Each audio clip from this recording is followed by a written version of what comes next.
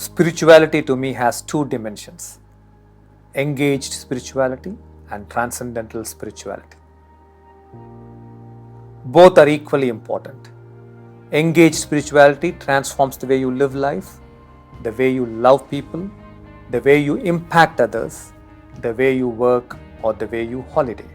Engaged spirituality reflects itself in our everyday living, while transcendental spirituality is about mystical states, past lives, other worlds, kundalini, chakras, consciousness, divine communion, and samadhi.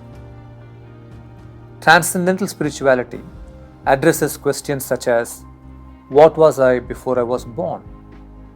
Where do I go after death? What is my true nature? What is the true nature of all living beings? At ACOM, you will be initiated into both engaged spirituality as well as transcendental spirituality. One will add strength to the other. Today, let us explore an important issue from engaged spirituality. One of the most important questions in life is: what should I do in a given situation? Should I help or not help? Should I wait or ask? Should I buy or refrain? Should I forgive or demand an apology? Should I pursue my career or prioritize my life? Should I say yes or should I say no? Should I be patient or demand? Should I stay or leave? Should I confide or be cautious? Should I care or ignore? This question of what is the right course of action in any situation has been a question that has bugged every sensitive human being for thousands of years. This conflict over right action is called Dharma Sankata, which means conflict of dharma. In Mahabharata, the famous Indian epic, every sensitive human being asks this question multiple times.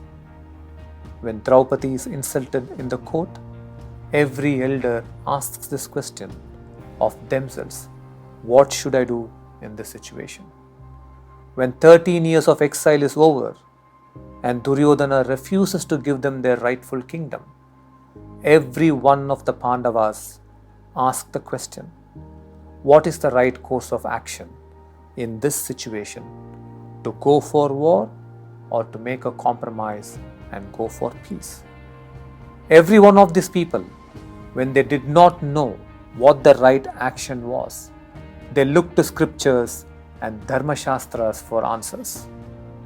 How can any ancient code provide answers for life that is always current and flowing? And does not each Dharma Shastra or ethical code conflict with the other as to what the right action is? Let me tell you this: there is no one universal code of conduct that is right in all situations.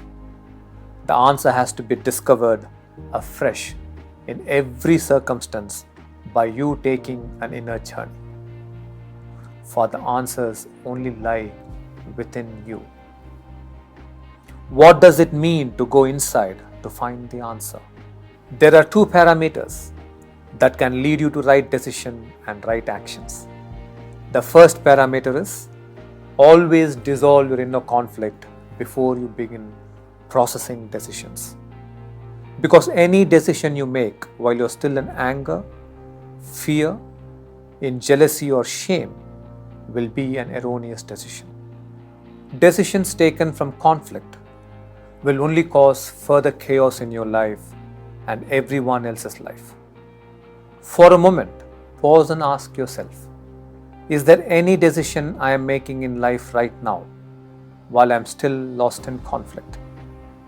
For example, you may be in the process of deciding whether you should stay or leave, or maybe in the process of deciding to say yes or to say no. Are you making this decision from a state of conflict or from a state of calm? It is very important that you reflect on this before you make your decision. Only when you dissolve your conflicting emotions, the destructive centers of your brain calm down.